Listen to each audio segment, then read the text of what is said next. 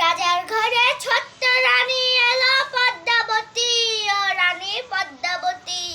রাজা রানার 6টি রানী, ছিল না সন্তান। পদ্মা নদীর খোলা মেঘে মিলল সমাধান। বছরে যেতে জন্ম নিল 7 ছেলে আর 1 মেয়ে। খুশির আঘা সদাগা মেঘে গেল ঘে। হিংসাটি যায় জ্বলে পুড়ে বাকি 6টি রানী। যুক্তি করে সাজায় ওরা শাকসুমনের হানি। সুযোগ মতন 7 ছেলেকে মাটিতে দেয় পুঁতে, মাঝে একা পায়ে ছুটে থাইমা বাজায় সেই মেয়েকে বড় করে তুলে। 7 ভাইকে পায় যে তারা 7টি চাপা ফুলে। এত কিছুর পরেও রাজার বিপদ যে কাটে না। সূর্যনগরে সুখে সূর্য আর উঠে না। হিংসা দিবা দিচ্ছে এবার প্রেমের কাহিনীতে। পারুল বন